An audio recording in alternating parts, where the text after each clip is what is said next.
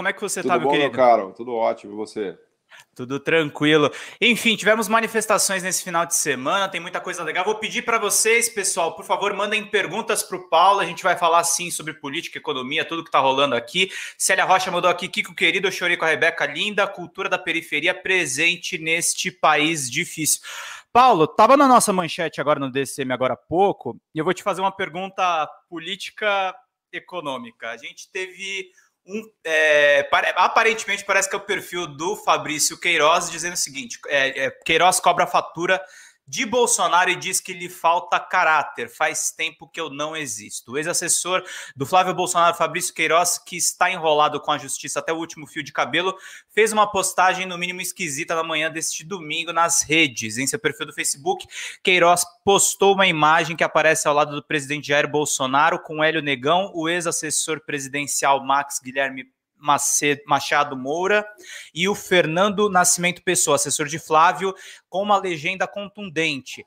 Faz tempo que eu não existo para esses três papagaios aí.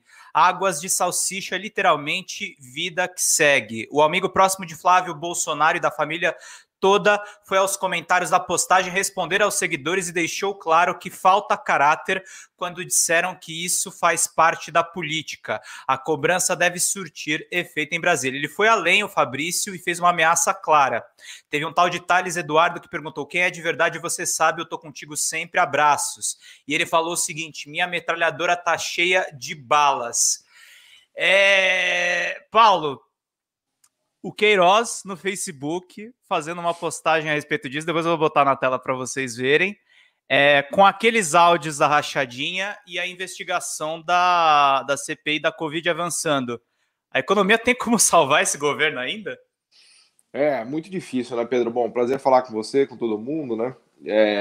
O cerco está se fechando, né? Porque são ataques de várias frentes, né? Esse é o grande drama, né? A CPI da Covid acabou significando uma espécie de bomba nuclear no governo, né? Não bastasse todos os erros cometidos, né? E aí os ataques vão se acumulando, né? Agora, a economia, ela tem se recuperado, mas uma questão chave é que ela tem se recuperado para quem está numa posição privilegiada, né? Para quem é rico, para quem tem um nível de renda mais avançado. Ela não tem se recuperado para quem está nas posições mais frágeis, né? Um dado recente que saiu das pessoas que podem fazer home office representam não mais do que 25% de todos os trabalhadores do Brasil. Então a economia melhora para 25% das pessoas, que são as pessoas que podem trabalhar à distância, que participam de alguma espécie de atividade remota, varejo à distância, sei lá, marketing, design, tecnologia, finanças, né? Que não é a grande maioria de empregos. Então a gente teve um aumento brutal da desigualdade no Brasil nos últimos 12 meses, né? Tanto de renda quanto de riqueza, e não haverá uma melhora da economia que possa, vamos dizer assim, trazer mais popularidade para o governo, a meu ver. A melhora é muito localizada para quem é rico, né? Na verdade, é para quem é rico, porque você pegar o preço dos imóveis está bombando, né? Há quase que uma bolha imobiliária, o preço dos imóveis está subindo vertiginosamente, né? O preço das ações, a bolsa está perto de máxima histórica, os imóveis com valor de metro quadrado em máxima histórica, né? As taxas de juros muito baixas acabaram provocando uma alta de preços, né, de imóveis e de ativos financeiros, de bolsa, etc. e tal. Só que isso não tem nada a ver com o emprego das pessoas que precisam de emprego. A taxa de desemprego continua acima de 14% e os níveis de desigualdade aumentaram muito. Então a gente conseguiu se recuperar, entre aspas, né, porque é o que os economistas têm chamado de uma recuperação em K, né, em que a economia cai e os mais ricos se recuperam e os mais pobres não se recuperam, né? Então a gente voltou no nível do PIB do início de 2020, só que com um desemprego muito maior e com salários perdendo muito espaço em relação ao que tinham, né? Então essa situação do governo vai ser bastante ruim para esse final de ano e para início do ano que vem, a meu ver, né? É uma volta, a gente pode dizer, para os anos 90, anos 80. E, aliás, eu queria te elogiar pela sua participação no podcast Overloader de games. Eu acompanhei também a entrevista que você deu por lá. Ah, legal, legal. Muito Boa, legal. boa. Mas você acha que é um retrocesso nesse aspecto de décadas? Eu acho Para os que mais pobres? muito parecido com o que a gente viu nos anos 90, né? Os anos 90 também foram anos de aumento de desigualdade, né? De desemprego muito elevado, né? Ao mesmo tempo em que uma parcela da população se beneficiou bastante, a classe média e alta, né? Então a gente vê o mesmo fenômeno no Brasil. Hoje, quem é classe média e alta, especialmente quem tem ativos financeiros, né? Quem tem riqueza, quem tem patrimônio, quem tem imóveis, quem tem ações, quem tem títulos, está muito bem. Há uma valorização desses ativos que se deve ao juro, à taxa de juro muito baixa.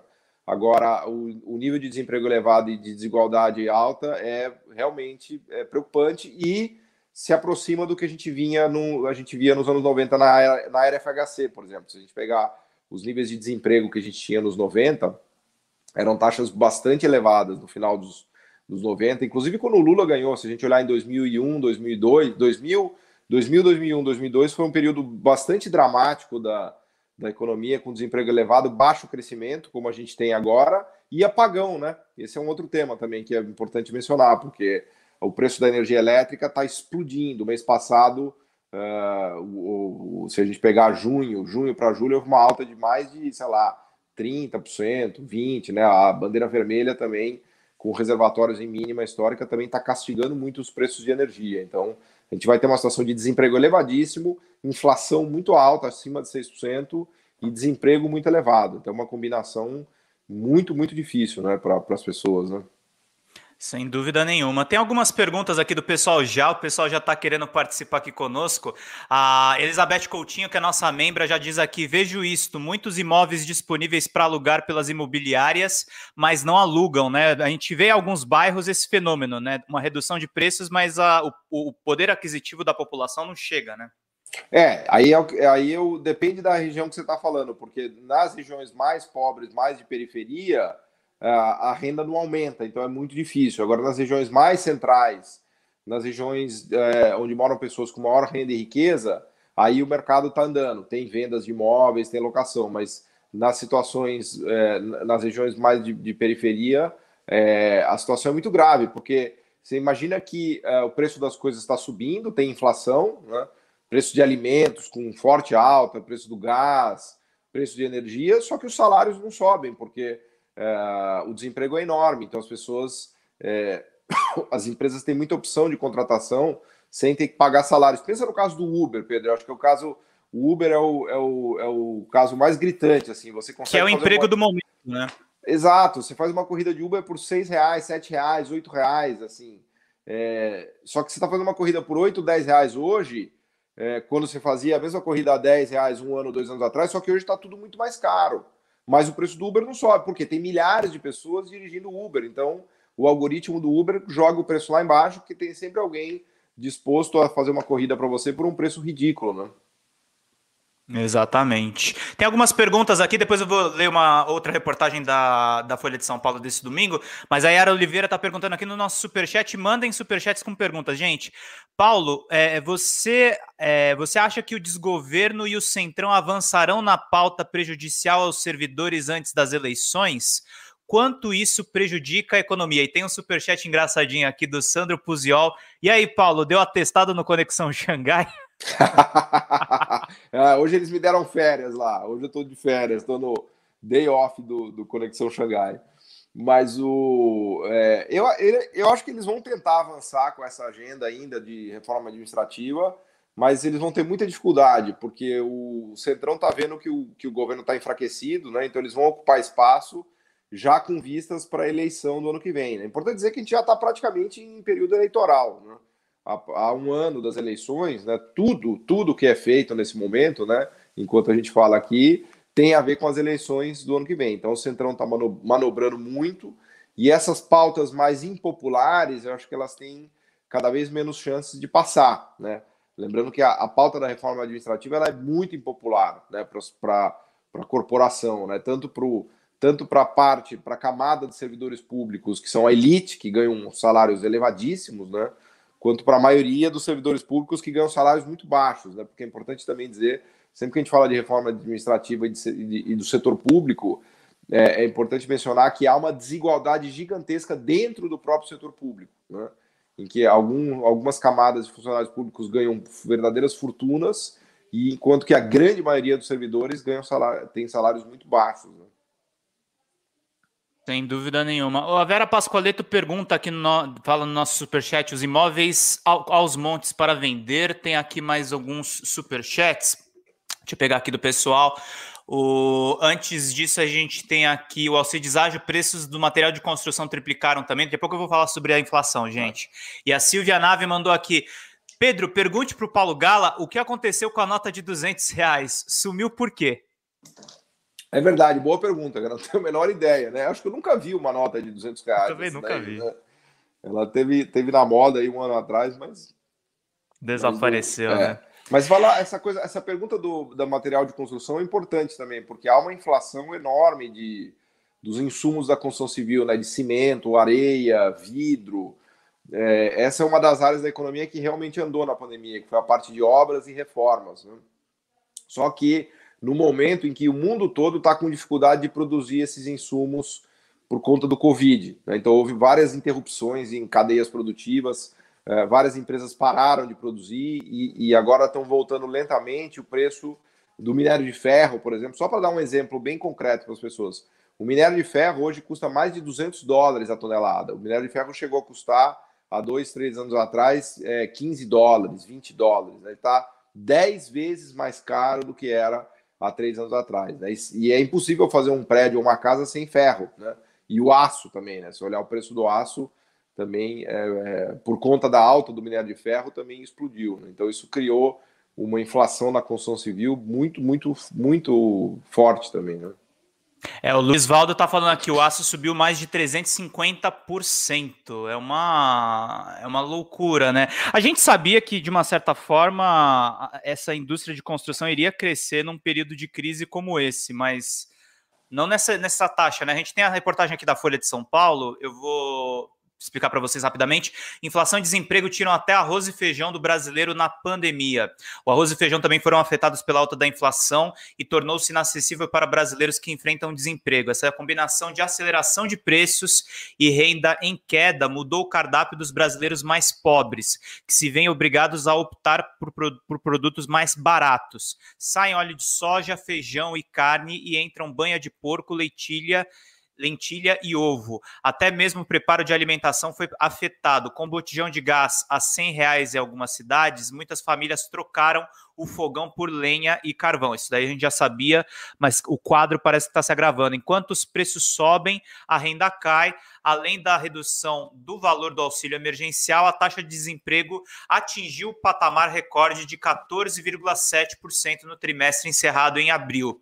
Reflexo da escalada de preços, aumentou no mercado brasileiro a oferta do arroz quebrado e bandinha, o meio feijão, substitutos mais baratos para o produto padrão. Cestas básicas também têm contado com uma mistura maior desses produtos com os tradicionais. Terrível, né, Paulo? É um reflexo de miséria, né? E é isso, essa matéria, ela ilustra bem o que a gente estava falando, que a economia brasileira, ela não se recuperou do ponto de vista da renda, do salário e do emprego. Então precisa tomar muito cuidado com essas notícias da recuperação do Brasil, da recuperação em V no Brasil.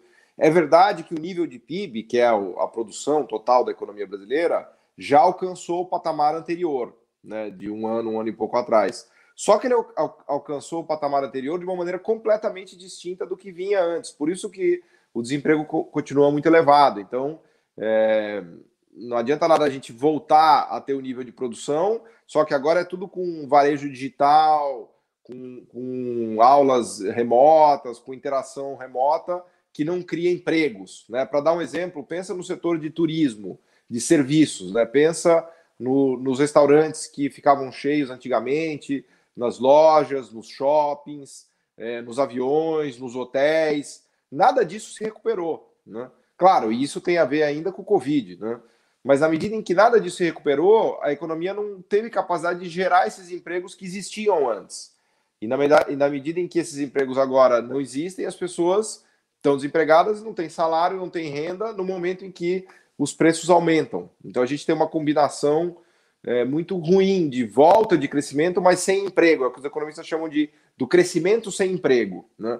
E o crescimento sem emprego, ele traz junto desigualdade, queda de salário real, né? E essa situação que você estava aí descrevendo a partir dessa matéria da Folha. As pessoas não têm oportunidade, não têm trabalho, né? Elas querem trabalhar, mas elas não encontram trabalho. Então elas não têm como ganhar salário, não têm como ter uma renda, inclusive para se alimentar muitas vezes, né? Sem dúvida nenhuma. Obrigado aí a todo mundo que está nos acompanhando aqui. Mandem superchats com perguntas.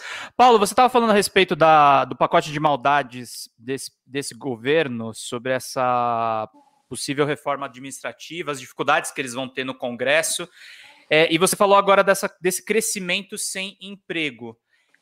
A gente vai ter que discutir seriamente se a oposição, por exemplo, ganha as próximas eleições, o modelo mais desenvolvimentista. Como é que a gente vai ter que pensar a economia nos próximos anos num negócio que a gente não tem? Aquele boom de commodities com a China nos anos 2000 e, ao mesmo tempo, um cenário de crise econômica. O que o Brasil vai ter que começar a pensar no próximo governo? Não, a primeira questão é retomar essa ideia da importância do Estado e do papel do Estado para produzir um crescimento com empregos e com menor desigualdade. Então, eu acho que o grande retrocesso que a gente teve desde 2015 foi a lavada de mãos do governo, né? Porque o governo que assumiu, o projeto que assumiu desde o Temer, do Bolsonaro, é um projeto que lava as mãos em relação à desigualdade, a desemprego e à fragilidade dos mais pobres, né? Então, não há como criar uma retomada de emprego e de redução de desigualdade sem usar os instrumentos de governo, né, de transferência de renda, de Bolsa Família, como foi o auxílio emergencial. Acho que o auxílio emergencial foi um movimento muito importante. O problema é que ele durou pouco, né? O Brasil foi um dos poucos países do mundo que retirou rapidamente as suas medidas de estímulo. Vejam que nos Estados Unidos, até hoje, o Biden está dando cheque para as pessoas, né? Cheques elevados, né? Os programas de estímulo continuam com muita força. Então, o grande desafio do Brasil, a partir do ano que vem, se houver um novo governo, é voltar a utilizar o Estado, os bancos públicos, o BNDES, Banco do Brasil, Caixa, né? Investimento público. O investimento público está na mínima histórica, a gente não chegou a investir nem 0,4% do PIB, né? Ou seja, usar o Estado para criar um crescimento voltado para quem está em maiores dificuldades, para promoção direta de emprego com obras públicas, com demanda vinda dos investimentos públicos e programas de transferência de renda, né? Eu acho que esse é o desafio que está colocado. O Brasil, ele tem tudo isso na mesa para utilizar, mas por uma questão ideológica, de visão de mundo, de visão das coisas, esse governo não quer, né? Essa equipe econômica não quer fazer. Então, o desafio é a gente voltar a usar, e a sociedade brasileira acreditar nisso, porque também um problema grave nosso foi que a sociedade brasileira perdeu a crença no governo, né? O Brasil, ou pelo menos os 55 milhões que votaram nesse governo, na última eleição, no Bolsonaro, eles caíram nessa lorota da demonização do Estado, né? Acho que isso foi um grande erro da sociedade brasileira, e a pandemia ajudou a mostrar a importância que tem o Estado e a falta que faz o Estado, né? Porque a gente teve mais de 500 mil mortos por pura negligência de política de não ter vacinas. O Brasil tinha capacidade de começar a vacinar as pessoas há muito tempo atrás. O Brasil tem uma capacidade de vacinação impressionante. A gente tem a Fiocruz, o Instituto Butantan. O Brasil foi, durante vários anos, o campeão mundial da vacinação. Quer dizer, não tem porquê a gente não ter começado a vacinar as pessoas no começo do ano, junto com os Estados Unidos e Europa, né? Então, a pandemia, acho que ajudou a mostrar para as pessoas o equívoco que foi esse de demonizar o Estado brasileiro, né? O Estado de qualquer país, ele precisa do Estado para funcionar bem, né?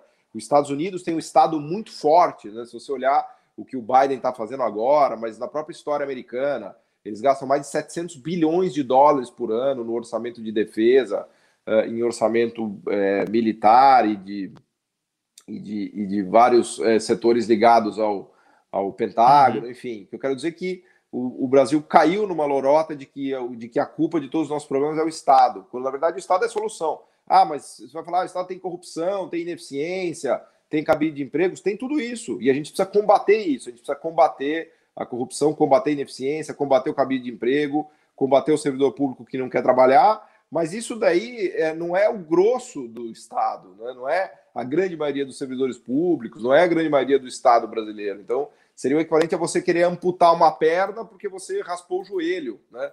É uma coisa totalmente nonsense, né? E Sim. o Brasil ele está realmente manco. E para retomar também esses investimentos públicos requer um investimento que é muito complexo, né, Paulo? É uma coisa que não é do dia para a noite, né?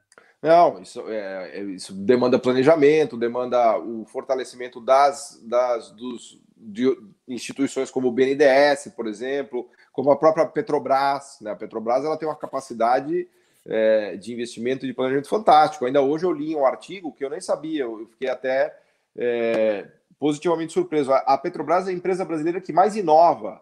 Aliás, para quem quiser dar uma olhada lá no meu blog, né, se puder falar, é o paulogala.com.br. Claro, Eu coloquei o artigo lá hoje, que foi de um funcionário da Petrobras que me ajudou a escrever. Medido por número de patentes, nenhuma empresa brasileira depositou tantas patentes quanto a Petrobras. Vejam vocês, a empresa mais inovadora brasileira é a Petrobras. Né? Vejam que loucura. Então tudo isso está sendo jogado fora, está sendo destruído. A boa notícia é que a gente ainda tem esses elementos em cima da mesa. A Petrobras ainda é uma empresa pública, o BNDES ainda está aí, né? Exato, esse é o texto, né? E eu realmente não tinha essa dimensão de que a Petrobras é a empresa brasileira que mais depositou patentes, né? Patentes de inovação, de todo tipo de produto, de robôs que vão lá a 7 quilômetros no fundo do mar, aqueles robôs que fazem a inspeção dos canos, né?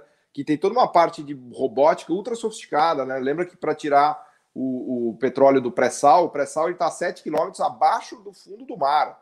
Né? Imagina como você consegue cavar um buraco 7 quilômetros abaixo do fundo do mar. Né? Não é um negócio que nenhum país conseguiu fazer isso no mundo, só o Brasil conseguiu. Né? O Brasil a tecnologia que a Petrobras desenvolveu é algo fantástico. Né?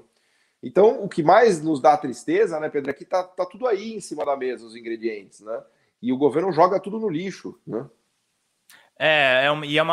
O que você falou mesmo, parece um fundamentalismo ideológico, né? Acho que falta pragmatismo, infelizmente, tanto dos gestores públicos quanto do entendimento da população também, né? Exato. A Heloísa Figueiras mandou aqui, força DCM, muito obrigado pela sua contribuição, Heloísa. Tô vendo aqui o Alcides Ágil, a turma da Faria Lima vai deixar um governo Lula atuar como uma economia estatal, Paulo? A turma da Faria Lima, ela tem uma fidelidade maior do que tudo ao bolso dela. Como diz um amigo meu, o órgão mais sensível do corpo humano é o bolso. Então, se a turma da Faria Lima estiver ganhando dinheiro, como aliás eles ganharam muito dinheiro com Lula, é importante dizer que lá atrás, na era Lula, a Faria Lima ficou muito rica. Né? É claro que a Faria Lima tem essa ideologia contrária ao Lula, uma ideologia pró-mercado. Mas se as coisas começam a andar, o país volta a crescer, as empresas voltam a lucrar, né? Eu acho que a Faria Lima não tem nenhum problema em se alinhar com o Lula, contanto que eles ganhem dinheiro, né? Então a questão é essa, né? É a fidelidade ao seu próprio bolso, acima de tudo, né? Sem dúvida. Opa, sem dúvida nenhuma. Tem uma pergunta aqui que não quer calar e o pessoal tá me fazendo porque acho que todo mundo que foi num posto de gasolina esse final de semana ou na semana passada já deve ter visto a novidade da semana. Primeiro, agradecer a Vera Pascoaleto pelo super sticker. Também teve aqui a nossa querida Tânia Cabreira, que agradeceu a participação do Pedro Serrano hoje mais cedo. Elizabeth Coutinho tem essa pergunta: por que, apesar de estar extraindo muito petróleo do pré-sal, de ter todas essas tecnologias, os combustíveis só têm aumentado, Paulo Gala? Por que a gasolina está R$6 agora? Bom, e o Bolsonaro não cai? Tem duas questões. A primeira é que o petróleo está realmente num patamar muito elevado, ele está acima de $70, né? Não tenho o preço exato de cabeça. A moeda brasileira está muito desvalorizada, então quando a gente converte o preço do petróleo para reais, dá um preço muito elevado, né, que é o insumo da gasolina. Essa é uma primeira explicação.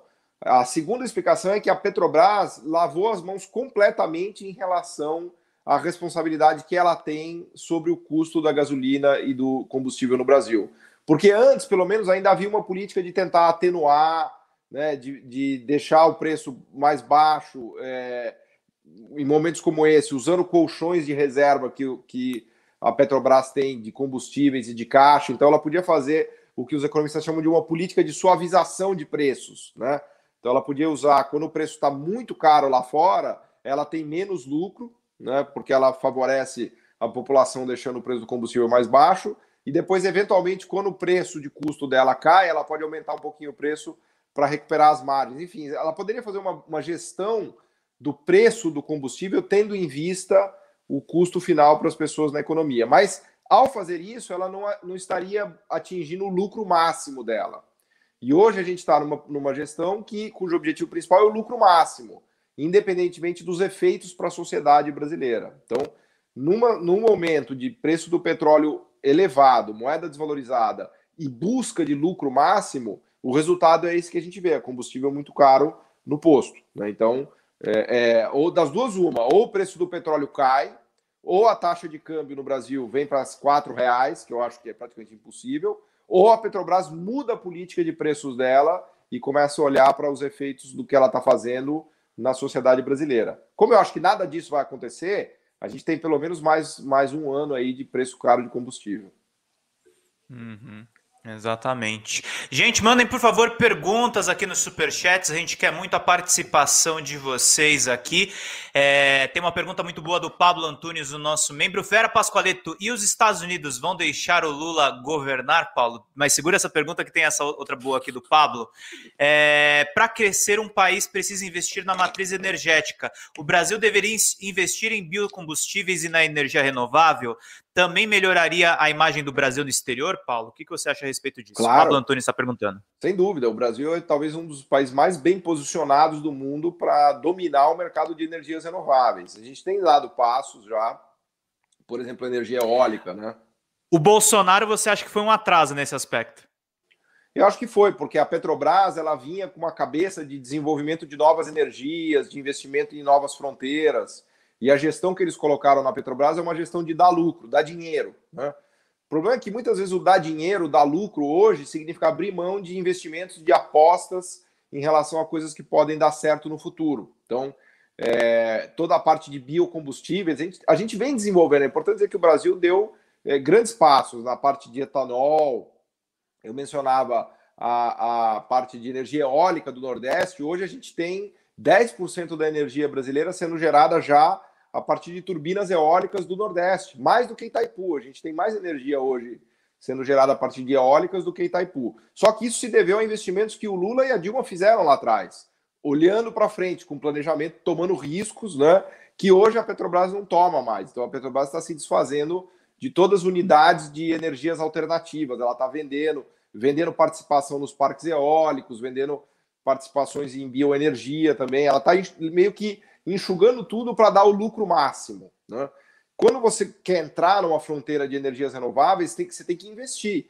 E muitas vezes o investimento só matura no longo prazo. Então, ele pode significar um lucro menor no curto prazo. E o mercado não gosta disso. O mercado gosta de lucro máximo para já, de curto prazo, né? Então, o Brasil, este governo está abrindo mão dos investimentos nessa nova fronteira, mas ainda assim o Brasil está muito bem posicionado pela questão de energia hidrelétrica, de energia biocombustíveis, né, de etanol, a partir inclusive do resíduo da cana, tem vários, né, de biogás, tem várias fronteiras legais, de eólica também. Então, o potencial, como tudo no Brasil, isso que dá desespero, né? O potencial é gigantesco, para não falar do desenvolvimento da indústria de equipamentos ligados a essas energias, né? A gente conseguiu ainda, mal ou bem, fazer as turbinas eólicas. A WEG, que é uma empresa de Santa Catarina, faz esses aerogeradores. Já foi um passo, né? Mas a gente tinha um potencial gigantesco para desenvolver maquinaria, né? Da própria cadeia do óleo e gás, de bioenergia, das usinas de cana e assim por diante, né? Sem dúvida nenhuma. Obrigado a todo mundo que está mandando aqui perguntas. Mandem mais contribuições aqui, pessoal, para a gente trazer o Paulo Gala, trazer pessoas importantes aqui no DCM. Paulo, tem uma pesquisa aqui do Banco Suíço UBS, que entrevistou 3.800 investidores pelo mundo, e eles divulgaram que 66% ou um terço deles estão se sentindo culpados pelo próprio enriquecimento nesse período de pandemia. A gente ouve falar muito de alguns bilionários americanos que defendem uma taxação maior de todos os impostos, mas como a gente pode acreditar que esses milionários, essas pessoas que são do 1% ou se aproximam do 1%, têm alguma preocupação com os menos favorecidos? com eventos megalomaníacos, tipo os lançamentos para o espaço que a gente teve agora do Jeff Bezos, do Richard Branson, do Elon Musk? Cara, eu fico pensando o que tem na cabeça de uma pessoa que ganha $1 bilhão ou mais, né? O que você vai conseguir fazer com tanto dinheiro, né? Uma coisa que chega a ser uma coisa até doentia, né? Porque, puta, o cara que tem $1 bilhão, é assim, eu não consigo imaginar como gastar um dinheiro desse. Eu acho que é uma coisa até. E desses três, eu não sei se, desses três, eu não sei se você concorda comigo. O Elon Musk, ele vestiu uma carapuça que ele é tipo um ícone, né? Por ser bilionário. E o pior é que tem muito dinheiro público aí que ajudou eles a fazer isso. O Elon Musk, ele ganhou dinheiro até não poder mais do governo americano. Ele ganhou da NASA, de todos os tipos, da NASA, para desenvolver os veículos elétricos também, né? Ele é filho também do governo americano, né? Agora, a única maneira de se resolver isso é um governo comprometido com taxação de grandes fortunas e taxação mais progressiva. Eu acho que o Biden está tentando caminhar nessa direção. E outros governos da Europa também, eu acho que o terreno tem ficado mais propício, né? Até mesmo no Brasil, aqui na reforma tributária, teve algum engatinhar aí nessa direção de fazer uma tabela mais progressiva de imposto de renda, né? Mas no final do dia a solução é essa, é você tributar quem ganha mais. O fato de você tributar quem ganha mais não vai desestimular o cara de ganhar, porque em vez de ele ter $1 bilhão, ele vai ter só $700 milhões. Imagina, Pedro, fica lá, puta... Que tristeza! Só $700 milhões, meu Deus do céu, quer dizer... aliás, o Biden, ele queria fazer um teto, assim, acho que quem ganha mais de $1 milhão por ano já tinha que pagar logo uns 50% do que ganha, né? Porque tem níveis de ganho, de renda e riqueza, que chegam a ser pornográficos, assim, né? É uma coisa que realmente dá vergonha, né? Para não dizer culpa, como você está falando aí, né? Exatamente. É uma pesquisa aqui que está exemplificando, mas acho que eu não sei se esses ricos, o nome dessa pesquisa é Investor Watch, incluiu 3 faixas etárias para a amostra, considerando seus respectivos valores de investimento. O primeiro grupo foi formado de pessoas de 25 a 30 anos, com pelo menos $250 mil de ativos passíveis de investimento, segundo englobou uma faixa de 31 a 39, com mais de $500 mil em ativos, e o terceiro formado por investidores acima de 40 anos, com pelo menos $1 milhão nessa categoria de investimentos de dólares. Aí a gente vai na conversão do real, 5 milhões. É o que você falou, não é empobrecer o cara vai continuar sendo um privilegiado, mas a questão é usar aquela riqueza para alguma coisa útil na sociedade, né? Acho que não tem uma formação ainda de consciência dessas pessoas, né? Aquele imaginário do self-made man. Você acha que tem um pouco a ver com essa demonização do governo que existe no Brasil? Não, eu acho que o Brasil ele caiu um pouco nessa satanização do governo, e a gente precisa, enfim, né, tentar mostrar para as pessoas como as coisas funcionam de verdade, porque no final do dia, muitos desses milionários ou bilionários, a grande maioria deles são caras que herdaram, que tiveram algum golpe de sorte. Não é um cara que era pobre e do nada ficou bilionário. Esses casos heróicos são muito raros, assim. A grande maioria são famílias riquíssimas, tradicionais, que vão deixando heranças para o seu filho, para o seu neto, e essa massa de dinheiro vai sendo transferida de gerações para gerações, né? Porque parece que, do jeito que se coloca, Pedro, parece que assim, não, aquele cara ele é brilhante, ele trabalha das 5 da manhã às 10 da noite, aí ele ganha $1 bilhão. Não é assim que funciona. Todo mundo trabalha das 5 da manhã às 10 da noite, né? A questão não é essa, o buraco é muito mais embaixo. E o que falta são as oportunidades para as pessoas poderem ganhar dinheiro. A gente estava falando aqui das Olimpíadas hoje. Imagina quantos atletas maravilhosos a gente teria, quantas medalhas a gente teria se os nossos atletas tivessem a mesma oportunidade que os atletas americanos têm, que os atletas europeus têm. Então, no final do dia, a questão chave para a gente é a oportunidade. Então, a pessoa precisa ter, né, um estudo, precisa ter saúde, ela precisa ter como mostrar o talento dela, precisa ter a chance de mostrar o futebol dela. E quem faz isso é o Estado. É isso que a gente não pode se iludir, né? Para quem nasceu pobre, numa situação muito difícil, a única esperança é o Estado, porque é o Estado que vai te dar saúde. Se você passar mal, você vai para o SUS. É o Estado que vai te dar uma educação mínima, um ensino básico. Para se ter ideia, hoje, 75% dos atendimentos de saúde no Brasil são feitos pelo SUS, 75%. Mais de 80% das matrículas do ensino primário e do ensino médio são da rede pública. Quer dizer, imagina se a gente tivesse o SUS e a rede pública, né?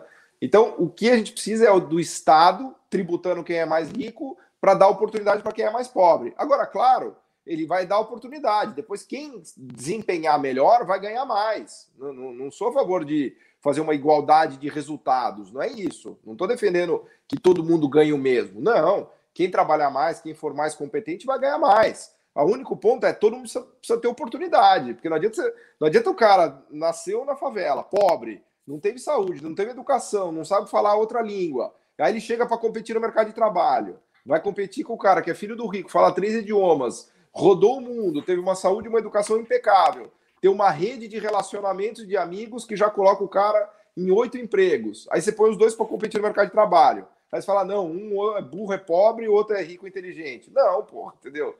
Né? A questão é que tem muita assimetria, né? A desigualdade é gigantesca, gigantesca. As pessoas não têm ideia do desnível que há entre pessoas pobres e ricas, né? O Robert Owen tem uma pergunta boa aqui envolvendo, acho que um assunto que você domina. Como o MMT pode ajudar no investimento público no Brasil e na industrialização? Ele está falando da teoria moderna da moeda, né, Paulo? Que é uma coisa muito simples, a ideia de que o governo pode emitir muito mais dívida em moeda do que se imagina, né? O governo ele pode se financiar, ele tem espaço para se financiar muito maior do que as pessoas acreditam. Vou dar um exemplo para vocês. No ano passado, a gente fez o auxílio emergencial, que custou aos cofres públicos 300 bilhões de reais. O ano passado, o governo brasileiro teve o maior déficit da história do Brasil, de 600 bilhões de reais. O que é o déficit? É quanto ele arrecada menos quanto ele gasta. Bom, a gente ouvia dizer que não tinha mais dinheiro, né? Até hoje se diz que não tinha mais dinheiro. Mas, de repente, apareceram 300 bilhões de reais para pagar o auxílio emergencial. Então, havia dinheiro, né? Existe dinheiro. O governo brasileiro tem uma capacidade enorme de emitir dívida e emitir moeda, né? Ele só não faz isso porque está na lei. Por que o ano passado ele pôde fazer o auxílio emergencial? Porque houve uma mudança no Congresso da PEC da guerra que autorizou o governo a ter um déficit daquele tamanho para pagar o auxílio emergencial para aquelas 40 milhões de famílias. Então, esse MMT, que é uma teoria conhecida como teoria monetária moderna, né, Modern Money Theory, na verdade, os economistas que inventaram isso, eles deram esse nome meio de sacanagem, porque essa é uma teoria muito velha, isso é conhecido entre economistas há mais de um século já, né? Não era exatamente do jeito que se discute hoje, mas esses caras até fizeram uma brincadeira e falaram, vamos chamar de teoria moderna só para tirar sarro da galera, porque na verdade é uma ideia bastante velha já. A novidade é que os governos estão usando agora sem dó, né? Se você pegar o governo americano, está fazendo déficits públicos de 2 trilhões de dólares, o governo chinês, o governo europeu. Então, a novidade é que depois da crise de 2008, depois da crise do Covid, os governos estão fazendo muito gasto público, muito mais do que se imaginava que era possível, né? E no Brasil a gente fez isso no ano passado, só que foi num período muito curto, né? E o governo já parou de fazer e a gente voltou para essa tal da austeridade, do fiscalismo, né? Que é uma ideia de que volta naquela questão do governo Satã, né? Do governo demônio, né? Tudo que o governo faz é ruim. Do neoliberalismo, né? Que é, no fundo, a ideia do neoliberalismo. A ideia do neoliberalismo é tirar o Estado. Quando você tira o Estado, você tira as oportunidades. O Estado é o grande provedor de oportunidades para uma sociedade. Quando você tira o Estado, você congela o status quo. O que é o status quo? Quem é rico fica mais rico, quem é pobre continua pobre. Aí, no fundo é isso, né? É essa a questão, né? Uhum. Tem mais algumas perguntas aqui, gente. Muito obrigado ao pessoal que está mandando os superchats, contribuições. Alcides Ágio, preços internacionais do petróleo internacionais desde 2012 não foi um golpe planejado? Fernando Nando mandou uma contribuição.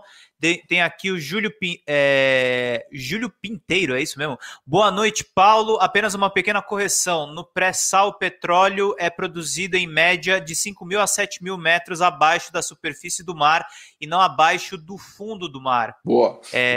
E o Sérgio Bruneto mandou aqui um super sticker aqui de uma perinha super fofa. Mandem mais superchats, gente. Tem também uma notícia, Paulo, que está no noticiário internacional. Eu abri até uma nota da Economist, mas a gente falou bem do governo Biden, mas tem uma péssima notícia lá fora que pode se converter numa tragédia aqui, que é a variante Delta do novo coronavírus. Como é que as economias vão ficar? Isso pode dificultar ainda mais. O Bolsonaro pode ser derrotado pela pandemia? Não, eu acho que ele já está meio derrotado pela pandemia, né? Eu acho que o estrago que a pandemia fez já foi catastrófico, assim.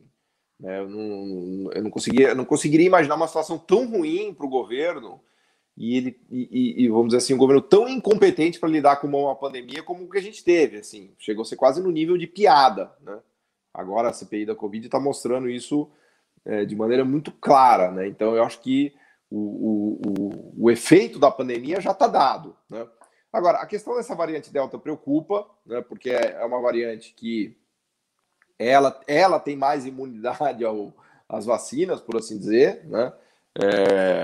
Mas eu não sou tão pessimista porque o Covid já deixou de ser uma novidade, ou seja, os governos já sabem como lidar, os protocolos já estão colocados, a vacinação ainda segue, então deixou de ser o que há um ano atrás foi um negócio realmente apocalíptico, assim, porque ninguém tinha ideia do que era. Então agora os sistemas de saúde já estão mais preparados, os hospitais já têm os protocolos, já sabem que caminho seguir, que tipo de tratamento aplicar, né? Então tudo é diferente. Agora, claro, né, já está se falando de uma variante lambda, que é um outro tipo de variante. Então, eu não vou aqui me aventurar a falar de vírus, né, porque eu não sou epidemiologista, muito menos médico, mas me parece que a gente vai ter muitas variantes.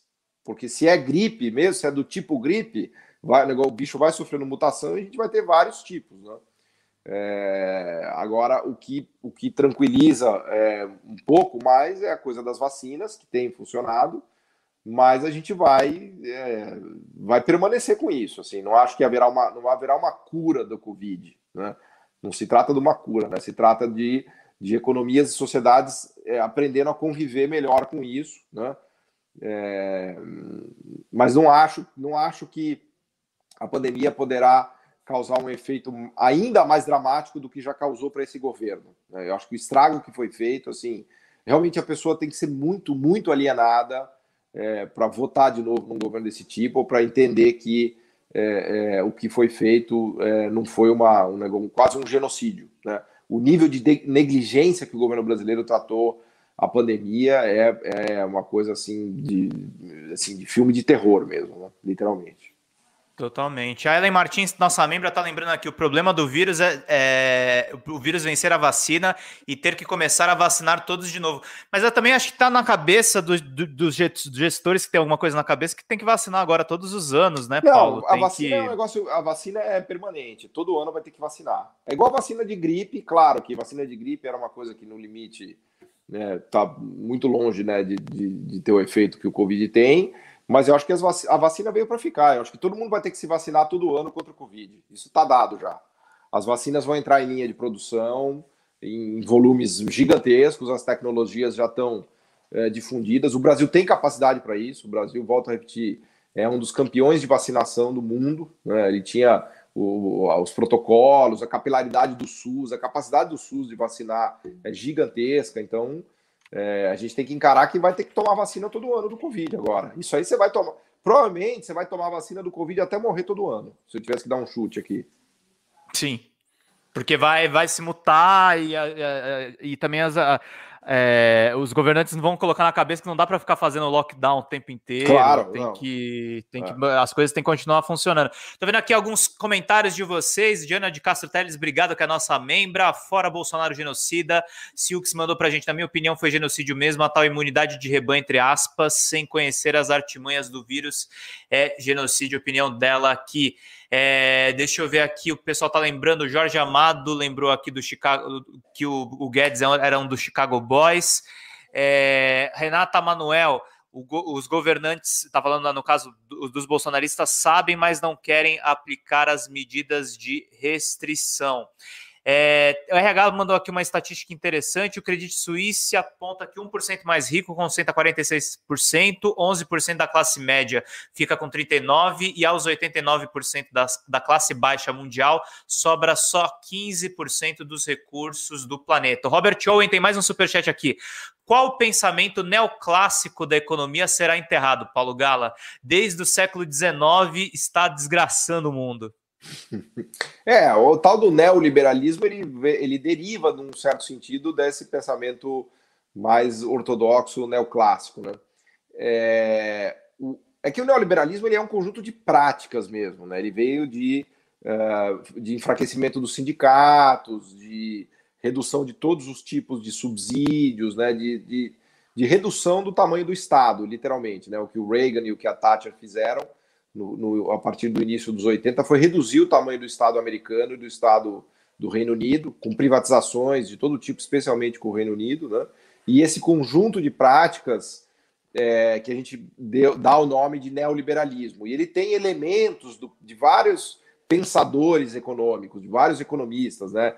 Elementos do Friedman, elementos do Hayek, né? Do que se chama de um pensamento mais neoclássico, enfim. Mas aí já é meio papo de economês, né? De teorias econômicas. Mas o fato é que, a partir do Reagan e da Thatcher, o pacote de medidas colocado em prática foi um de desmontar o Estado, de privatizar, de enfraquecer sindicatos, de reduzir tributação e assim por diante. Ocorre que eles não contavam com o que ia acontecer na Ásia, especialmente com a China. A China pegou esses dois no contrapé total, né? Porque o avanço asiático e o avanço chinês, a China, eu costumo brincar que foi o pior aluno do que os Estados Unidos mandava fazer, né? Que a gente chama, entre economistas, o consenso de Washington, né? A China fez tudo o contrário do que os Estados Unidos sugeriu para ela, né? Ela não privatizou, ela não liberalizou, ela não abriu, ela não enfraqueceu o sindicato, ela não tirou o Estado da economia, ela fez muito investimento em tecnologia usando o Estado, e ela virou hoje praticamente a maior economia do mundo. Então ela virou, eu costumo brincar que ela era um dragãozinho simpático, né? Que os países do Ocidente achavam graça, agora ela virou um dragão gigantesco que está engolindo, inclusive, a Europa e os Estados Unidos. E aí os próprios americanos e europeus estão repensando essa política neoliberal deles, que acabou deixando a sua sociedade, seus países atrasados em relação à Ásia e em relação à China. Então, quem está enterrando o neoliberalismo, eu costumo brincar que tem 3 cavaleiros do apocalipse do neoliberalismo, né? O primeiro foi a crise de 2008, que criou a bolha imobiliária americana em uma crise devastadora. O segundo foi a China, né? A China está ajudando a enterrar o neoliberalismo. E o terceiro foi o Covid, porque o Covid disparou uma série de medidas públicas, né, e de Estado enormes. O problema é que não no Brasil, né, Pedro? Esse aqui é o drama, cara. O Brasil, ele vive em outra galáxia. A gente pegou tudo que tá rolando e inverteu, né? Fez tudo ao contrário. Aí a gente fez ao contrário até do que os americanos. É uma burrice. A Vera Pascoaleto tem uma pergunta a mais de geopolítica. Ela tinha perguntado se os Estados Unidos vão deixar o Lula governar. Você falou da Thatcher e do Reagan. Tem chances desse neoliberalismo ser revisado num governo de oposição? Eu acho que depende de qual Lula, né? Vamos lembrar que ele fez a carta ao povo brasileiro, né? Que ele foi a Washington, né? Levou o Palocci, o Dirceu, combinou lá o jogo. Então, assim, a gente não pode ter ilusão de que a margem de manobra nossa é total, né? Então tem uma habilidade aí geopolítica, estratégica, que é importante. Eu acho que o fato da China ter ganhado esse espaço que ganhou no mundo nos dá uma vantagem interessante, porque a gente pode meio que jogar um contra o outro, né? A gente pode, de repente, se aliar à China para brigar com os Estados Unidos, se aliar com os Estados Unidos para brigar com a China. Então tem um poder de barganha aí interessante. Agora, é uma frase famosa do mexicano Porfirio Díaz, né? Que é tão próximo dos Estados Unidos e tão longe de Deus, né? Que ele se referia ao caso do México, né? No Brasil a gente está um pouquinho mais longe, mas não é fácil estar aqui no quintal dos americanos, não. Não é trivial, né? E é óbvio que um governo de oposição vai ter uma cabeça, a meu ver, muito mais nacionalista e autônoma, mas tem essa negociação aí que é dura. Uhum. Vou pegar aqui mais alguns superchats de vocês, gente. Muito obrigado a todo mundo pelas contribuições e mandem mais aqui. Viu aqui o Samuel Antônio mandou um pinguinho pra gente, a gente agradece muito. Paulo Rolo mandou: com o pré-sal todo nas mãos da Petrobras, como deveria ser a composição dos preços dos combustíveis nos postos de venda, por exemplo, na gasolina? Ele está falando se voltar um certo controle da gasolina. Dá para reduzir desses 6 que está agora? Depois eu vou te fazer uma pergunta sobre China, Paulo, mas não vou mostrar as bolas eu aqui. Acho que tá? Dá para pensar num colchão, numa administração do preço dos combustíveis que sacrifique menos a população, que sacrifique menos o país, mas também não dá para fazer milagre, né? Eu acho que é importante colocar esse ponto aqui, porque se o custo do petróleo foi lá para cima e a moeda brasileira se desvalorizou, quer dizer que a gasolina vai ter que custar mais caro mesmo no Brasil. Se a Petrobras quiser usar todo o poder de fogo dela, do caixa dela e das reservas que ela tem do pré-sal, ela pode fazer isso. E eu acho que ela deve fazer isso para, vamos dizer assim, administrar uma faixa razoável. O que ela não pode fazer é mergulhar até um prejuízo e começar a ter um grande prejuízo por conta disso, né? Vamos exagerar o raciocínio. A Petrobras ela poderia deixar o preço da gasolina na metade, se ela quisesse, na bomba. Ela poderia fazer isso. Ela poderia usar as reservas de petróleo dela e o caixa dela para cortar o preço da gasolina pela metade. O problema é o efeito disso. O problema é que ela vai começar a ter prejuízos enormes para fazer isso. E ela é uma empresa pública. Metade dela é do setor público, portanto, metade dela é dos brasileiros. Então, existe um limite aí que eu estou tentando, né, ilustrar com esse raciocínio, que é o quanto ela pode usar recursos dela para reduzir a gasolina sem ela se machucar demais. Né? Que foi até um pouco da crítica ao que a Dilma fez. Eu acho que na época da Dilma, é verdade que ela foi destruída pela Lava Jato, o lavajatismo foi um negócio grotesco, mas também a Petrobras ali ela estava no limite de alavancagem, ela tomou muita dívida em dólar e ela estava segurando os preços também numa situação de tentar ajudar o país, mas tendo uma lucratividade menor. Então, ela já estava fragilizada, né? E eu acho que assim foram decisões acertadas de fazer um investimento no pré-sal, de ampliar a capacidade produtiva, mas ela se fragilizou para fazer isso e tomou um golpe, vamos dizer assim, desleal, para dizer o mínimo, da Operação Lava Jato, que acabou, como diz um amigo meu, botando fogo na casa para assar o leitão, né? Que literalmente destruiu não só a Petrobras, como o governo, né?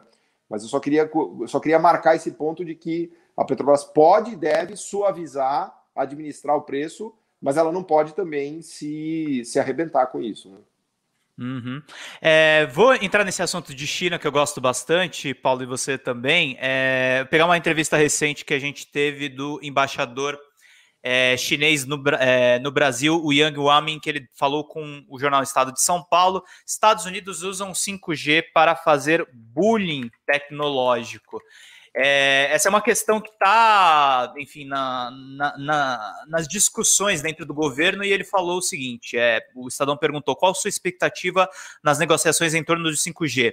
O 5G vai dar um crescimento econômico dos países que é fundamental para qualquer país escolher equipamentos verdadeiramente confiáveis, avançados e de melhor custo-benefício. Os consumidores só se beneficiarão com uma concorrência justa, equitativa, aberta e transparente. Mesmo com o histórico manchado em matéria de segurança de internet e autor descarado de ataques cibernéticos contra outros países, os Estados Unidos têm usado repetidamente o pretexto da segurança nacional para cercear empresas chinesas de alta tecnologia e interferir na escolha autônoma dos parceiros de 5G por outros países. O objetivo não é, de forma alguma, proteger a segurança cibernética, mas sim manter a sua rede de vigilância e a hegemonia digital, um ato típico de bullying tecnológico. Acreditamos que o governo brasileiro levará em conta os próprios interesses para viabilizar uma concorrência leal entre as empresas com regras transparentes, imparciais e sem discriminação. Esse embaixador é alvo constante do governo Bolsonaro, dos ministros. E aí eu queria que você comentasse um pouco, Paulo, tem uma dose de inteligência chinesa no comentário que ele falou, mas tem uma coisa que é real. A gente lembra do caso da Huawei e do Trump, e o que os Estados Unidos fazem é um lobby muito forte para não deixar as empresas chinesas chegarem aqui. O que você está achando um pouco dessa discussão do 5G? E vai ser fundamental nos próximos anos? Não, é exatamente isso. É um pouco, sabe aquela, quando você vai jogar futebol, que o cara é dono da bola, ele tá perdendo, fala, não jogo mais que a bola é minha. Ele pega a bola e vai para casa. Que assim, é um negócio totalmente, né? O que os Estados Unidos está fazendo é que, na verdade, os Estados Unidos descobriu que eles estavam muito atrás em relação à tecnologia 5G. Né? A tecnologia 5G é uma internet ultra rápida. Eles têm um problema no mobile, né? Eu acompanho, como jornalista mesmo, tecnologia. Os testes de celulares, os melhores celulares do mundo hoje em dia são chineses. Há um tempo atrás não eram. Então, teve uma corrida aí que eles perderam. Exato. E digo mais, se você pegar... É que a Huawei tomou essa... Eu chamo de vandalismo comercial, né? Que é o que o embaixador está falando, está correto. É um bullying mesmo. Porque os Estados Unidos ele começou a usar, fazer chantagem com os outros países do mundo, especialmente em relação aos países que produzem semicondutores, porque assim, para resumir essa história, os chineses eles avançaram muito na tecnologia 5G, que é a tecnologia de internet ultra rápida. Eles têm mais de 70% das patentes no mundo, dos equipamentos e das tecnologias necessárias para fazer essa internet absurdamente rápida, né? Quando os Estados Unidos viram isso, eles ficaram em pânico, porque eles falaram, peraí, todo o fluxo de dados americano vai rodar em 5G em equipamentos chineses? Aí os caras entraram em pânico, porque, e aí, justiça seja feita, há casos de espionagem e de monitoramento de dados reais que os chineses fizeram, né? Até acusações deles botarem dentro dos chips lá algumas coisas que enxergavam o que estava trafegando de informação e tal. Então, os Estados Unidos ficou em pânico ao perceber que as empresas americanas tinham perdido esse domínio tecnológico do 5G, dos equipamentos 5G, né? Eles não tinham, as empresas americanas não estão na fronteira tecnológica de produzir equipamentos 5G. Quem está é a Nokia, a Ericsson e a Huawei, que tem mais de 70% das patentes no mundo. Só que os chineses têm eles têm um calcanhar de Aquiles, que é a parte de microchips e semicondutores. Eles deixaram de lado essa indústria, eles estavam importando tudo da Coreia e de Taiwan, né? Por exemplo, da TSMC, que é a maior empresa de microchips e semicondutores do mundo. Aí os americanos foram lá para Taiwan e falaram, galera, ninguém mais vende para Huawei agora. Se você vender para Huawei, você não vende para Apple. E aí eles começaram com esse bullying, né? Falou, ninguém mais vai aceitar Huawei aí no Brasil porque vocês têm que se alinhar com os Estados Unidos. E aí começou o bullying, né? Ou seja, uma competição completamente desleal que os americanos desencadearam quando eles perceberam que eles já tinham perdido o bonde, e provavelmente vai ser muito difícil, porque como é que você combate uma empresa que tem 75% das patentes daquela tecnologia? E 5G, Pedro, não é brincadeira. Você fazer um troço de 5G, que é uma velocidade alucinante, a gente está falando aqui em 4G, né? Imagina em 5G, é um negócio assim, realmente futurista, né? Então estamos falando de ampliação de dados móveis para um padrão banda larga remoto. É o futuro, o futuro da telecomunicação é o 5G. Então o que está na mesa é quem vai dominar essa tecnologia. É quase como se a gente estivesse discutindo o dólar. O dólar não é a moeda mundial, o 5G vai ser o padrão de comunicação mundial, né? E o que os americanos perceberam é que eles estão perdendo essa corrida para os chineses, né?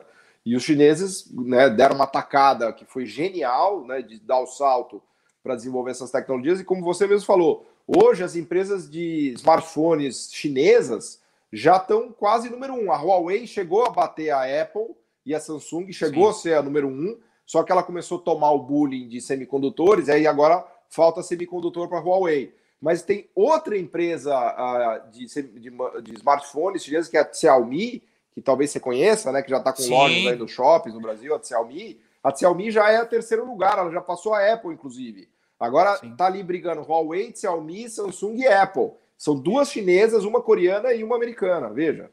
A gente está falando de mercado de hardware ainda, que é um dos cernes da discussão do 5G, mas você tem na área de software, você tem a empresa que é a dona do TikTok, dessas redes sociais, que é a ByteDance, que chegou a ser barrada, a ser barrada pelo Trump, e é uma ameaça, por exemplo, ao Facebook e o Google, né? Então você tem uma disputa, dá para dizer aí, realmente, geopolítica e de tecnologia mesmo, né? Exato, e se você pegar o próprio Baidu, Alibaba, os chineses, eles desenvolveram seu próprio ecossistema de internet, né? Eles foram muito protecionistas, nenhuma das ocidentais foram autorizadas a operar na China, e eles criaram um ecossistema próprio do Wish. Se você pegar a Tencent, né, que tem a WeChat, a Alibaba, a Baidu, a ByteDance, que você falou do TikTok, os caras já criaram o seu próprio Google, o Facebook e o WhatsApp deles, né, se você quiser. Então, já são dois gigantes, né? São dois gigantes, tanto na parte de hardware quanto de software, né? E isso daí é quase que uma espécie de uma guerra fria tecnológica, né? Tem muita gente usando esse termo, e eu acho que é bem apropriado mesmo. O pessoal tá falando aqui a Rússia também tem bastante tecnologias, ela tem, mas a China é o que o Paulo falou, como ela tem essa política protecionista, ela deu tempo para desenvolver as próprias Big Techs, e aí agora qual que é o dilema? Eles estão exportando isso, e aí os americanos têm medo de perder influência e mercado. Deixa eu pegar aqui mais alguns superchats que vocês mandaram. Muito obrigado a todo mundo que está colaborando aqui conosco. A Janete Fatioli mandou para a gente: Paulo, como você vê, eu fiz essa pergunta da China não à toa, a participação de estatais chinesas na compra de estatais brasileiras? Que essa é uma boa questão. Não, só mostra a nossa burrice, né? Aliás, toda a nossa privatização foi feita para estatais, né? Se você pegar todo o nosso setor elétrico e o nosso setor telecom, foi comprado por estatais europeias, né?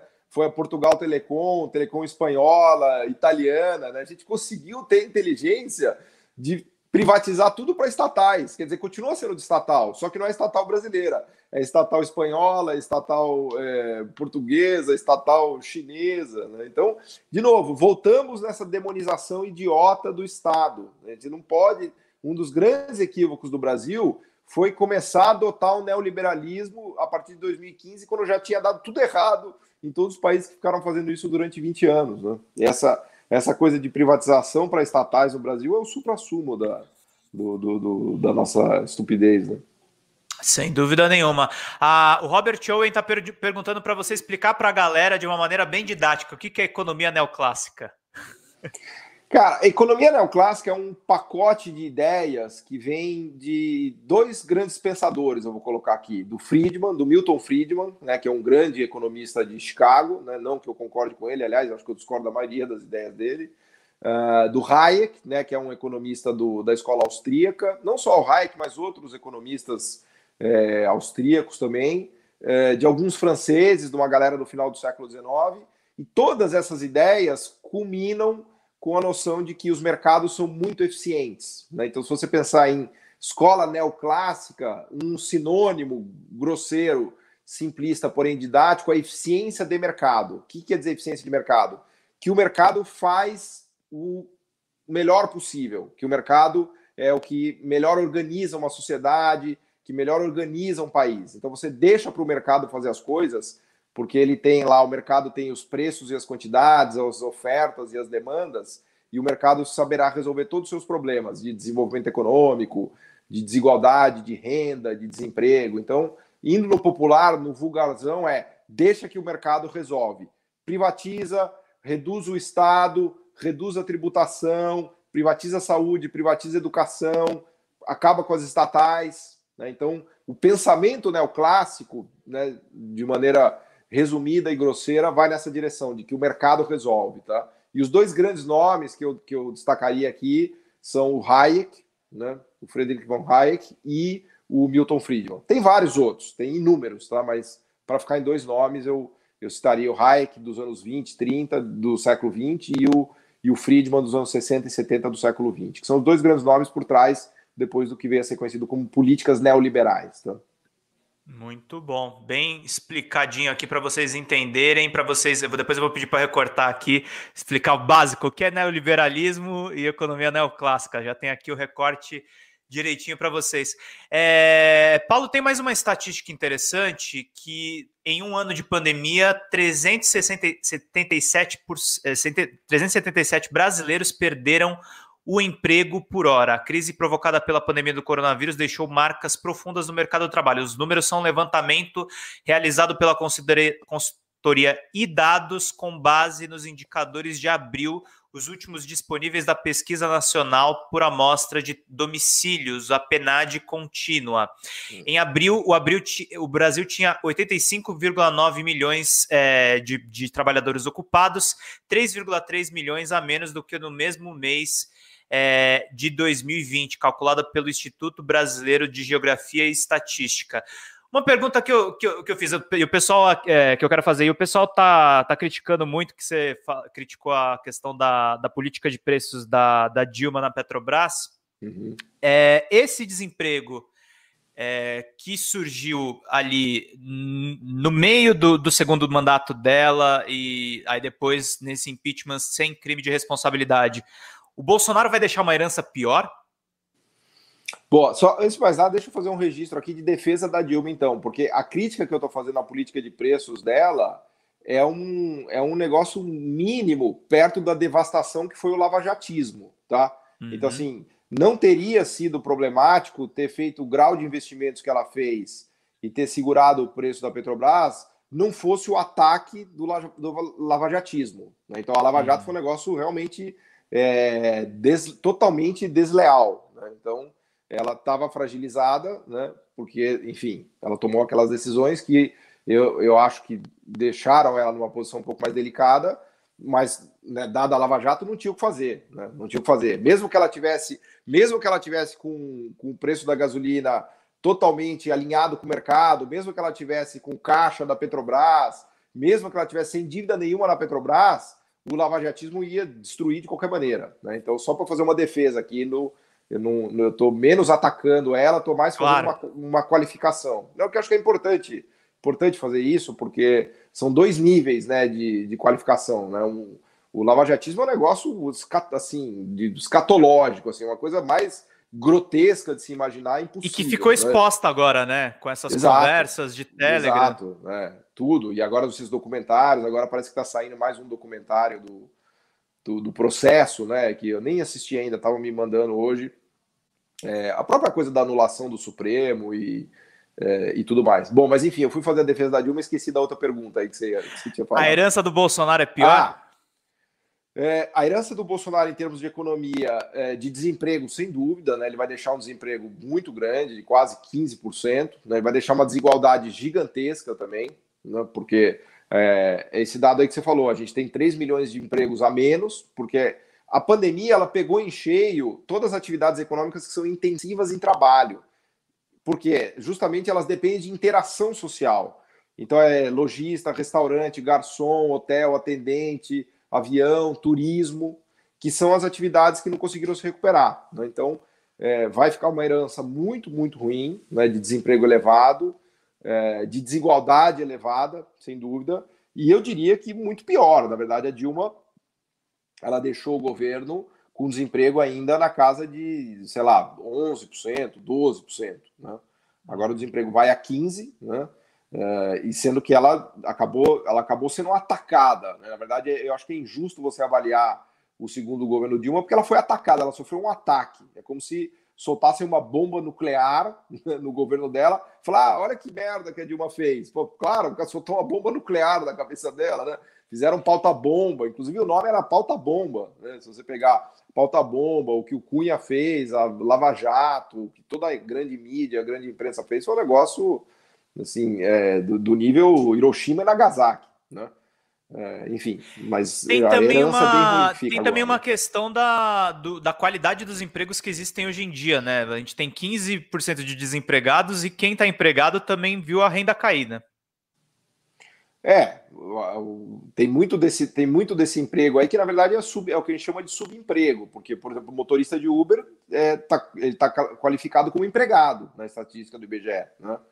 Mas, assim, há dúvida se um motorista de Uber é um emprego de qualidade. Tem muita gente que gosta e tal. Eu só ando de Uber, eu vendi o carro e ando de Uber e fico conversando com todo mundo, né? Tem gente que gosta. Eu não sou contra o Uber, aliás, muito pelo contrário, né? Eu vendi o carro e só ando de Uber, que acho que é uma tecnologia fantástica. Agora, você vê que tem muita gente ali que era de engenharia, da indústria química, do setor industrial mais sofisticado, que perdeu o emprego. Então, mesmo o 15% de desemprego, que já é elevadíssimo, dentro dele você tem uma qualidade de emprego pior do que o que a gente tinha na era Dilma e Lula, por exemplo. Então, naquela época, o desemprego não só era menor, como a qualidade dos empregos era muito maior, até porque tinha muito mais emprego industrial, né? Esse é um outro capítulo à parte também, que foi a implosão da indústria brasileira, né? Sem dúvida nenhuma. Deixa eu ver aqui mais alguns superchats, gente. Mandem perguntas aqui. E o pessoal, eu acho que eles são alunos de você, né? Porque eles estão perguntando aqui, encasquetado com a ideia do neoclássico aqui. Teve gente falando aqui, ó, o Carlos Dastoli, Uber trabalha 18 horas por dia. Pois é, é um subemprego num estado muito complicado. Deixa eu ver aqui mais alguns... Deixa eu dar uma dica de um livro do meu amigo do Rajun Chang, que é um professor lá de Cambridge, coreano. Ele tem um livrinho muito legal que é Economia, Modo de Usar. Então, para quem quiser ler mais sobre essas questões de economia neoclássica, de neoliberalismo, acha lá no livrinho dele, é Economia, Modo de Usar. Foi traduzido para o português, é o melhor livro de introdução à economia que eu já vi na vida. Para você que quer começar a entender, começar a estudar economia. Aliás, fazendo propaganda, eu tenho um curso também de economia sem economês, né? Mas a parte aqui do marketing do curso fica o registro desse livro do meu amigo, que é muito, muito legal. Economia, modo de usar. Deixa eu ver aqui mais alguns comentários de vocês. Como é que é? O Christian Carbone mandou para a gente. Zambarda, por favor, pergunta para o Paulo qual seria o programa econômico mínimo para o Lula a partir de 2023, na visão dele, para reverter esse ultraliberalismo que está aí desde 2015. O que você defenderia como programa mínimo? Não, mudar de novo a cabeça da Petrobras, usar a Petrobras para desenvolvimento tecnológico, para investimento público, resgatar o BNDES. A gente tem uma quantidade de técnicos fantásticos, assim, os melhores economistas e pensadores e planejadores do Brasil estão no BNDES, né? Resgatar a Caixa, o Banco do Brasil, também com uma cabeça de banco público, colocar um programa de investimento público, de obras públicas, né? A gente está com um nível de investimento sobre PIB público mínima histórica de 0,4%, teria que aumentar isso aí para pelo menos 1%, 2%, né? Então, só mobilizando, e é o que eu digo, por isso que o Brasil tem um potencial impressionante, assim, que país pobre ou emergente tem uma Petrobras, tem um BNDES, tem uma Caixa, tem um Banco do Brasil. Só de mobilizar essas grandes instituições, focando em financiamento e geração de atividades intensiva em emprego, já daria um impulso econômico fantástico no país isso. Sem dúvida. O Vicente Moreira Rodrigues pergunta para você: em qual lugar as ideias neoclássicas funcionaram? Em nenhum, né? Só no livro de economia. Na sala de aula funciona, né? Eu dou aula há 20 anos, na sala de aula funciona direitinho. Você põe na lousa lá. Na planilha, né? Exato. Agora na prática. Certinho. Tem um mito também, né? Que a ideologia norte-americana que trazia um pouco isso, né, das empresas, do self-made man, e aí você vai ver nas histórias dessas empresas, tem ali investimento público, tem ali incentivos, né, Paulo? Queria que você falasse um pouco mais sobre isso. Tem um mito, né, também, em torno totalmente. de como as economias desenvolvidas são, né?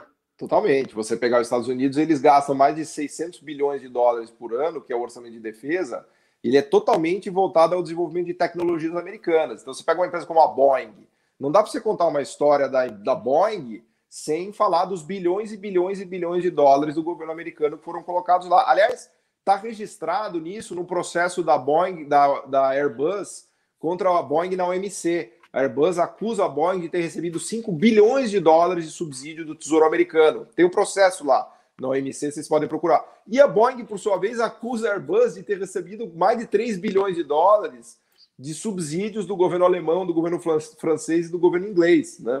Então, o legal dessas brigas da OMC é que tem registrado. E inúmeros casos, se você pegar a IBM é uma empresa que surgiu a partir do gasto do governo americano para fazer o censo americano. Foi dinheiro público americano que contratou. Depois, nos anos 50, 60, os bombardeiros, todo o bombardeio da Ásia, da guerra do Vietnã, da Coreia, usava computadores da IBM com demanda, com financiamento público do Pentágono. Se você pegar o iPhone, que é o exemplo clássico, né?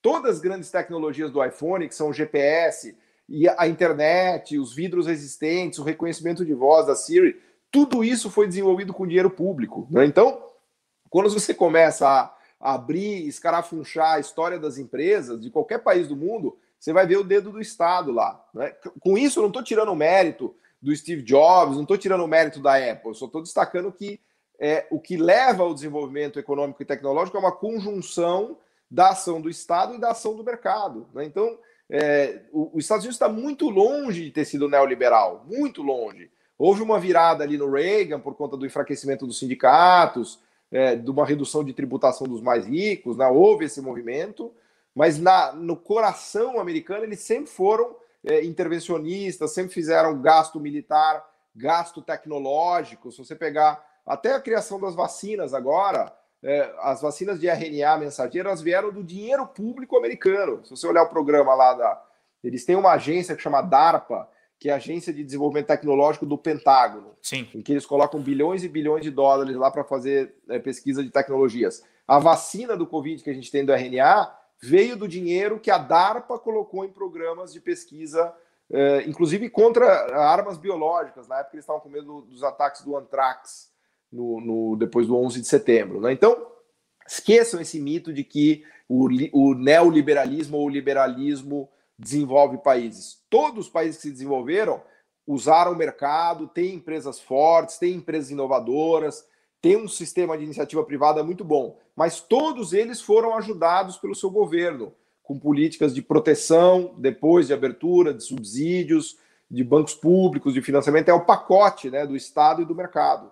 Para o neoliberalismo só existe o mercado, não existe o Estado. O neoliberalismo ele quer apagar essa outra perna, né? Esse é o problema. Ele quer apagar essa outra perna. E tem uma discussão, né, Paulo? A gente fez uma live dias atrás com o professor Sérgio Amadeu e a gente estava falando sobre aquele sistema Pegasus que o governo Bolsonaro comprou, que queria comprar através dos filhos para fazer espionagem aqui. Foi desenvolvido em Israel, se não me falha a memória. Envolvendo Israel, e teve uma pergunta, mas por que o Brasil entrega assim os dados e aí adquire softwares de fora? Aí o Sérgio Amadeu foi muito sincero, ele falou, a gente tirou investimento das universidades, vocês esperavam o quê? Não tem desenvolvimento de tecnologias aqui, né? Ciência e tecnologia é o melhor exemplo de investimento público. Como você acha que os israelenses desenvolveram o Pegasus? Você acha que foi um empreendedor israelense que acordou um dia e fez um sistema desse? Todo o desenvolvimento tecnológico israelense está pendurado no Departamento de Defesa de Israel. Até porque é uma questão de sobrevivência. Se o Estado de Israel não colocar dinheiro, desenvolvimento tecnológico em armas e na parte bélica, eles viram pó do dia para a noite. Né? Então, tudo que a gente usa, o Waze veio de desenvolvimento tecnológico israelense, que veio do dinheiro público.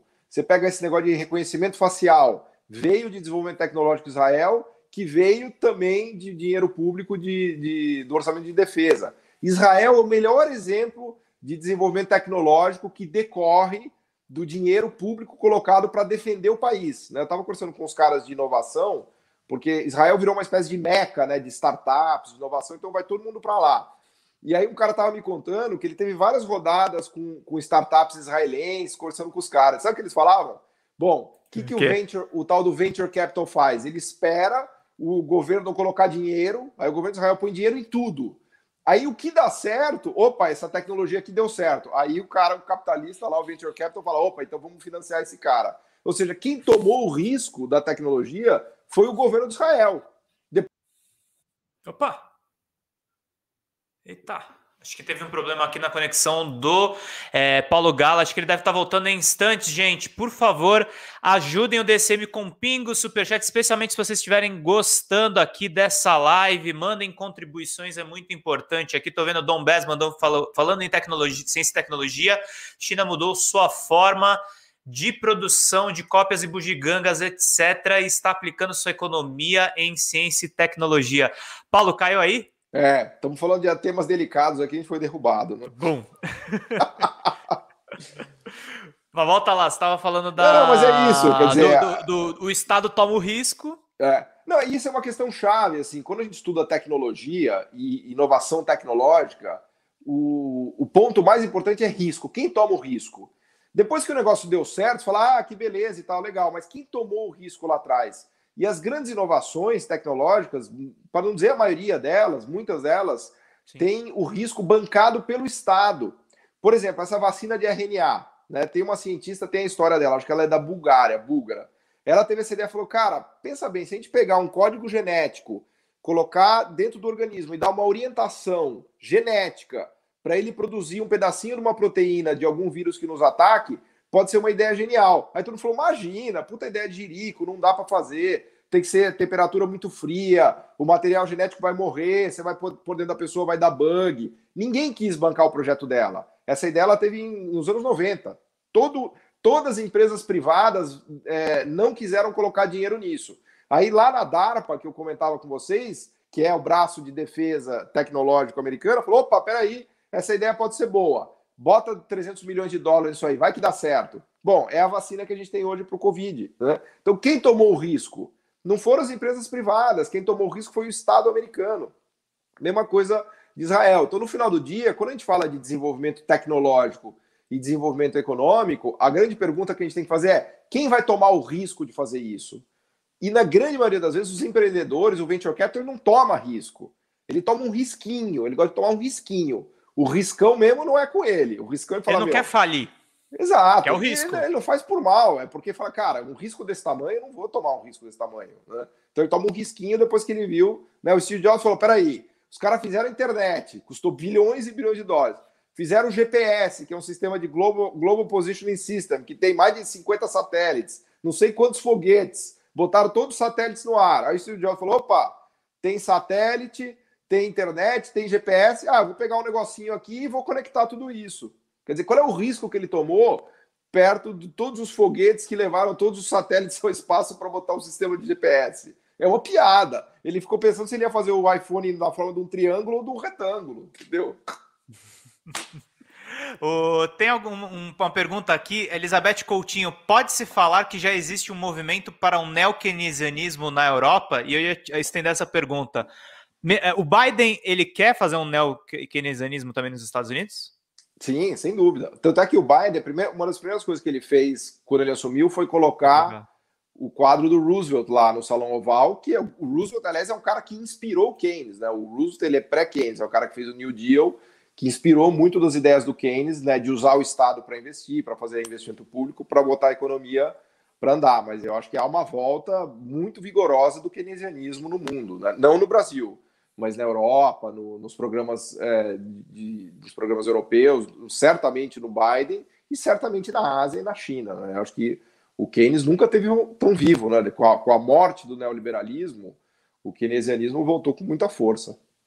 Uhum. Tem mais uma pergunta aqui do Dorico Dzi, mandou pra gente aqui. Eu entendia que o neoliberalismo quer sim a grana do Estado, ele só não quer devolver. Tem mais o... Pode falar. Não, você pode falar que, porque assim, num certo sentido, o neoliberalismo ele favorece muito quem é rico, né, os mais ricos. Então, você reduz tributação, tem uma agenda de reduzir tributação, né, tem uma agenda de encolher o Estado para que ele tribute menos, tem uma agenda de eventualmente fazer políticas mais austeras, políticas monetárias com juro mais alto. Então, no final do dia, esses recursos estão indo para os ricos. Né? Então, há uma discussão importante do Estado para quem, né? Sem dúvida nenhuma. Cláudia Silva mandou aqui um sticker pra gente, a gente agradece muito. Vicente Moreira Rodrigues, a Boeing recebendo dinheiro público, mas sendo privada, não reforça o discurso neoliberal de que o mercado é mais eficiente? Há estatais com as mesmas histórias? Paulo? Bom, a questão é, quando você coloca o dinheiro público ali para tomar o risco, você está dando um pontapé inicial importante. Agora, é evidente que a iniciativa privada e a disputa entre empresas também é importante, né? Não vamos ignorar isso. Então, isso que a gente chama da destruição criativa do Schumpeter, que é a ideia de que novas tecnologias vão suplantando outras tecnologias e que há uma briga saudável no mercado, é uma parte fundamental dessa história. Né? Fundamental dessa história. A Boeing é uma história de sucesso porque houve dinheiro público americano colocado ali, muito, mas houve eficiência da companhia também, de conseguir combater o Airbus, né? Tem várias empresas americanas que quebraram, inclusive. Você pegar, acho que foi a Lockheed Martin, a McDonnell Douglas, né? Foi uma empresa aérea americana que quebrou, né? E aí ela acabou parando no colo da própria Boeing, né? Então, ao dizer que o setor público toma risco e usa as estatais para tomar risco, eu não estou querendo dizer com isso que a gente vai suprimir o setor privado e a briga privada. Né? O que eu estou querendo dizer é que a gente vai usar os dois, né? É uma coisa que eu vi até numa entrevista do Lula, acho que se não me engano foi para o Reinaldo Azevedo. O problema é transformar o mercado em Deus, né, Paulo? Exato, eu acho que o mercado ele faz o que ele é capaz de fazer. Tem coisas que ele não faz. Né? Então a gente precisa conseguir enxergar o que o mercado não consegue fazer. Ele não consegue reduzir desigualdade, ele não consegue dar oportunidade de educação e saúde, muitas vezes não consegue dar desenvolvimento, promover desenvolvimento tecnológico mais radical, como esses que eu mencionei aqui. Ele não consegue gerar emprego, dar pleno emprego, dar emprego para todo mundo. Esse tipo de coisa o mercado não faz. Agora, tem várias outras coisas que ele faz, né? Ele produz inovação, ele produz competição, ele produz eficiência, né? Então, a questão não é mercado ou Estado. A questão é você ver onde você precisa do mercado e onde você precisa do Estado. Agora, se você endeusar o mercado e achar que ele vai resolver todos os seus problemas, aí que você virou neoliberal, neoclássico, né? Porque tem muita coisa que o mercado não vai conseguir resolver. Né? Outro exemplo, poluição e meio ambiente. Tem uma coisa que o mercado lida muito mal, que é poluição e meio ambiente. Se você deixar, o resultado ótimo de mercado é destruir o planeta Terra. Não tem como isso ser bom em nenhum aspecto. Robert Owen pergunta aqui, Paulo, quem foi Alexander Hamilton?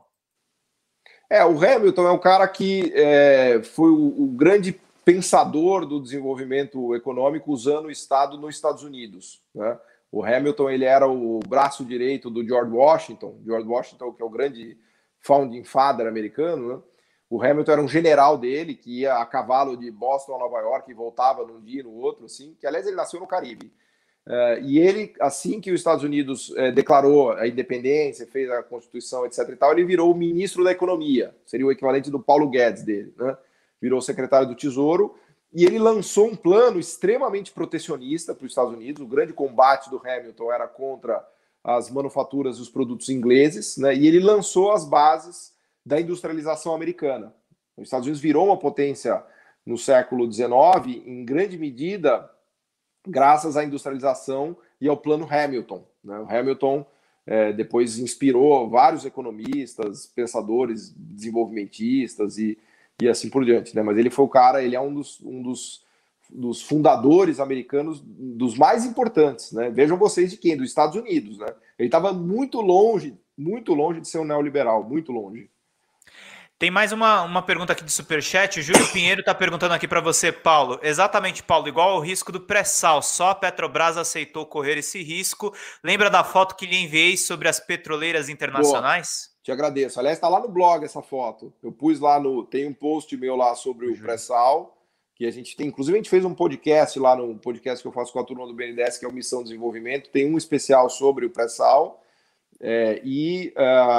Esse poço parece, inclusive depois você me corrige, que a Shell começou a explorar lá atrás, junto com a Petrobras, mas a Shell não quis gastar dinheiro para furar mais fundo, devolveu o poço e depois a Petrobras tomou o risco. E é uma história maravilhosa, né, que o Guilherme Estrela conta, porque o custo de se furar esse poço, acho que era de 2 bilhões de reais, se não me falha a memória, 1 bilhão de reais, era uma fortuna, porque, de novo, você vai furar 7 quilômetros abaixo, não do fundo, né, mas tudo bem, abaixo da superfície do mar, não é barato você cavar um buraco de 7 quilômetros, né? Tem um investimento todo de estrutura em cima disso. Meu. Então, imagina se você fura e não tem petróleo. A Shell não quis fazer, ela não tomou esse risco. A Petrobras tomou. Por que a Petrobras tomou? Falou, cara, se tiver uma Arábia Saudita no Atlântico Sul, o Brasil tá feito, o Brasil vai ganhar na loteria. Isso é uma questão nacional, é uma questão de país, não é uma questão da gente lucrar mais ou menos, né? Descobrir uma nova fronteira de petróleo, né, como aqui, né, se imaginava, né, que existisse, mudaria o destino do país, como aliás mudou, né? Mudou até para mal, né? Porque a gente não imaginava que isso ia desencadear um lavajatismo e um ataque de espiões da CIA, sei lá eu do que, né? Mas foi isso, foi um risco que a Petrobras tomou, exato. O Samuel Antônio fez uma provocação. Keynes só para a Europa e para os Estados Unidos explorando os outros. Paulo Gala, queria agradecer sua participação aqui. Tem alguma coisa que a gente não perguntou que você queria falar? Eu acho que tá bom, né? Fizemos uma varredura aí geral já, né? Tá beleza. A gente te acompanha no Conexão Xangai, são esses os seus programas. Tem o seu site também, né? Isso, tem, se quiser entrar no meu blog lá, o www.paulogala.com.br. Muitas das coisas que eu falei vocês vão achar lá, tem vários posts, tem link lá também para o podcast semanal que eu tenho, que é o Missão Desenvolvimento, tem os cursos lá também que se vocês quiserem dar uma olhada, enfim. E tem meu canal do YouTube também, quem quiser se inscrever lá, é Paulo Gala também, vocês acham lá. Gente, muito obrigado pela participação de vocês aqui no nosso Esticadão de Domingo. Vida longa e próspera, pessoal. Boa noite para todo mundo. Boa janta para quem ainda não jantou, gente. Dom Bess elogiando aqui o Conexão Xangai. Obrigado, Conta Alternativa, Flor de Mandacaru, Pablo Antunes, Eliane Gandolfo e todo mundo que participou, gente. Obrigado, gente. Até mais. Tchau, tchau. Obrigado. Valeu, Pedro. Obrigadão. Valeu, galera.